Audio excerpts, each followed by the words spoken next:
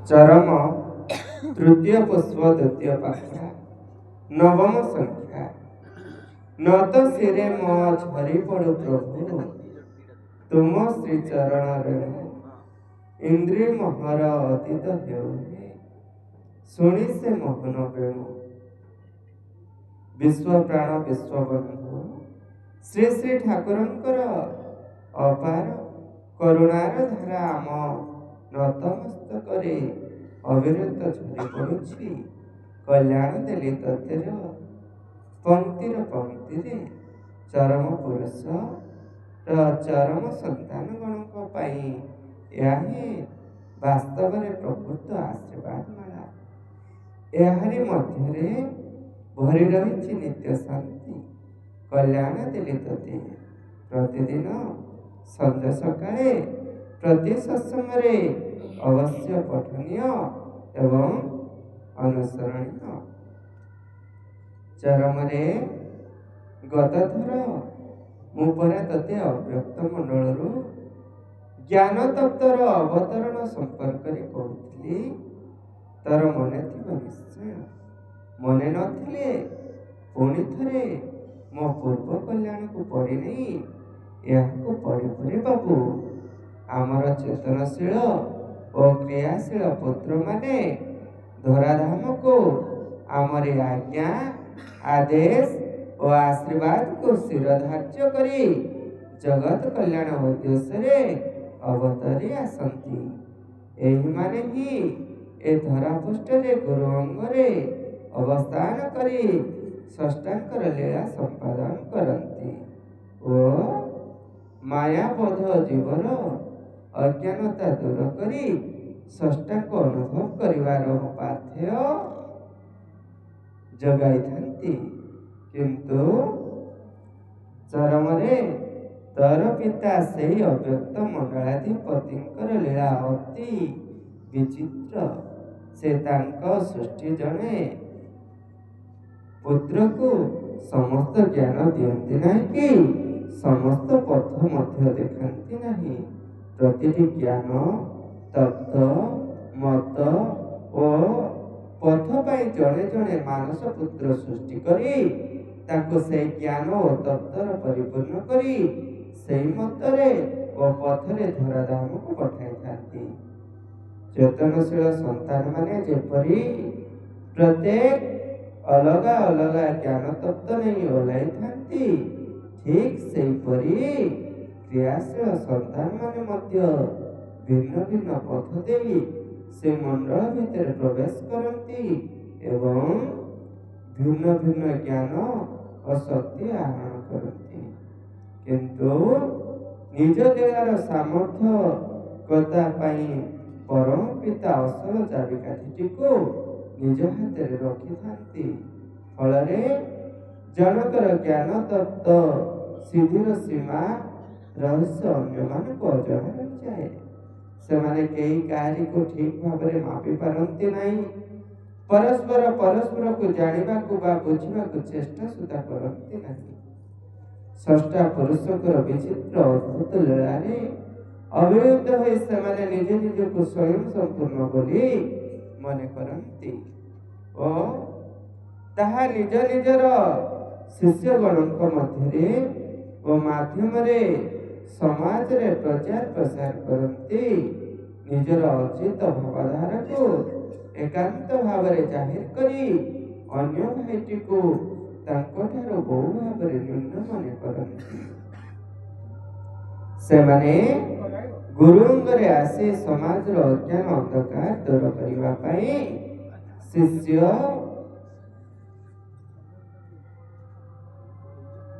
भक्त दास अनुगत ग्रहण करी सेମାନଙ୍କୁ सार्वजन मंत्र प्रदान करी एक स्वतंत्र संप्रदाय गढ़ी अन्य गुरु अंग और सेमानकर संप्रदाय को तुच्छ मन करती और सही मनोभाव निज निजर शिष्य मानक मध्य आरंभ कर दियंती सेथिप्राई केवल जे भिन्न भिन्न संप्रदाय गढ़ी उठे ताहा नुहे संप्रदाय मध्य मतांतर मनांतर विदेश भाव ବାଦ ବିସମ୍ବାଦ ଇତ୍ୟାଦି ଆଧ୍ୟାତ୍ମିକ ଜୀବନର ପରିପନ୍ଥୀ ଭାବ ସକଳ ଅଙ୍କୁରିତ ହୋଇ ସାମାଜିକ ମାନବିକ ଧର୍ମରେ ଅଧିକରୁ ଅଧିକ ଗ୍ଲାନି ଭରି ଦେଇଥାଏ।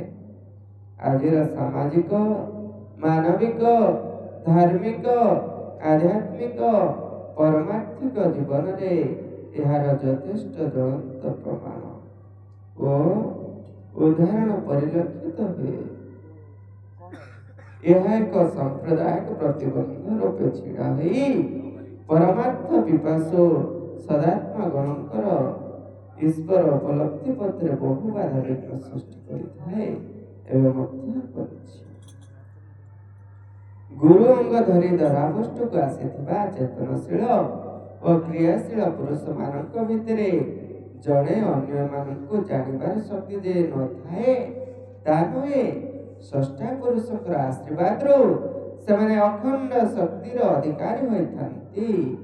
ସେମାନେ ଚାହିଁଲେ ସାମାନ୍ୟତମ ଉଦ୍ୟମରୁ ପ୍ରତ୍ୟେକଙ୍କୁ ଚିହ୍ନି ପାରନ୍ତେ ଏବଂ ଏହି ସୃଷ୍ଟିକୁ ଅଧିକ ମଧୁମୟ ମଧ୍ୟ କରିପାରନ୍ତେ। ମାତ୍ର ଥରେ ଗୋଟିଏ ମତରେ ବା ପଥରେ ସମ୍ପୂର୍ଣ୍ଣତା ଲାଭ କରିବା ପରେ ପରମ ପିତାଙ୍କର ଲୀଳାର ଆଧାର ଅଙ୍ଗ ହୋଇଯାଇ ଯେତିକି ପାଇଥାନ୍ତି ତାହା ପରବ୍ରହ୍ମଙ୍କ ସମ୍ପର୍କରେ ଅସମ୍ପୂର୍ଣ୍ଣ ଜ୍ଞାନ ହେଲେ ହିଁ ସେଥିରେ ବୁଡ଼ିଯାଇ ଖେଳୁଥାନ୍ତି, ଲୀଳା କରୁଥାନ୍ତି। ପୁଅ ହୋଇ ବାପକୁ କ'ଣ ସେମାନେ ଚିହ୍ନି ନାହାନ୍ତି? ବାପର ଶକ୍ତି ଜାଣିନାହାନ୍ତି। ଠିକ୍ ଚିହ୍ନିଛନ୍ତି, ଜାଣିଛନ୍ତି, କିନ୍ତୁ ନିଜର ଏ ଗୋପନୀୟତା ଶିଷ୍ୟ ଅନୁଗତଙ୍କ ଆଗରେ ପ୍ରକାଶ କରନ୍ତି ନାହିଁ କି ସେମାନଙ୍କୁ ଚିହ୍ନାଇ ଜଣାଇ ଦିଅନ୍ତି ନାହିଁ।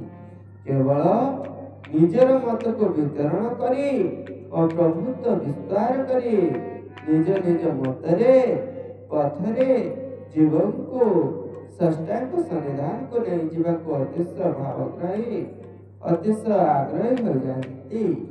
ନିଜ ଜ୍ଞାନର ଆଧାରରେ ଅନେକ ବାଣୀ ଉପଦେଶ ବାକ୍ୟ ଜୀବଜଗତକୁ ଦେଇଥାନ୍ତି।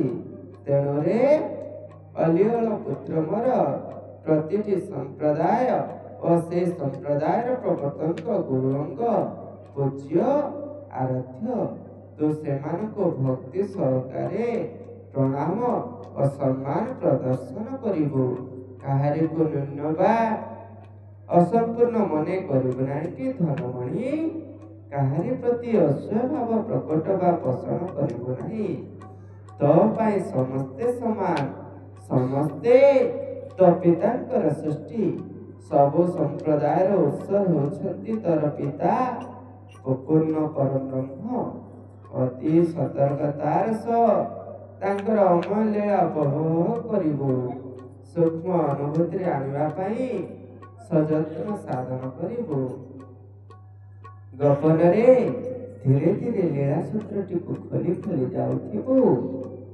କ'ଣ ଆମ କଥା ମନକୁ ପାଇଲା ନା ନାହିଁ? ବିଶ୍ୱାସ ହେଲା କି ନା ନାହିଁ?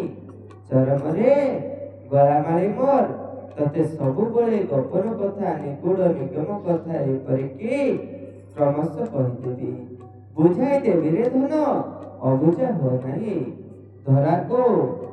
ଧାରାକୁ ନିୟମିତ ଧରିଥିବୁ, ତାହାହିଁ ତୋର ରକ୍ଷା କବଚ। ଆପଣା ଇଚ୍ଛାରେ ପରର ଦେଖା ଶିକାରେ ଏ ରକ୍ଷା କବଚକୁ କଦାପି ତ୍ୟାଗ କରିବୁନି ବାପ। ଆମେ ପରା ବିଧି, ଆମେ ନିଜେ ତୋ ପାଇଁ ଯେଉଁ ବ୍ୟକ୍ତିଗତ ବିଧାନ ଦେଉଛୁ ତାହା ଅମାନ୍ୟ କଲେ ଆମେ ଆମ ବାଟରେ ବିଧାନ ମାନି ଚଳିଯିବୁ।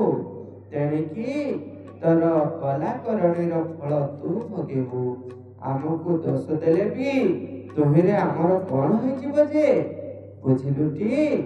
ଏଥରକ ଏତିକି ଧନ, ପୁଣି ଆସନ୍ତା ଥରକୁ ଏଉଠୁ ଆରମ୍ଭ କରିବି।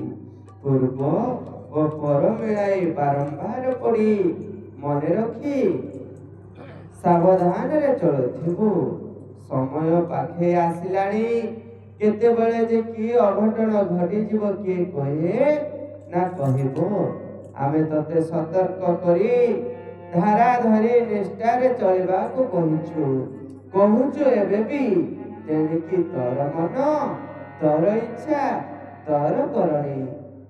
ତୋର ଚିରମଙ୍ଗଳ କାଙ୍କ୍ଷୀ ପିତା ପ୍ରଭୁ ଶ୍ରୀ ଗୁରୁସ୍ୱାମୀ, ପ୍ରଭୁ ଶ୍ରୀ ଗୁରୁସ୍ୱାମୀ।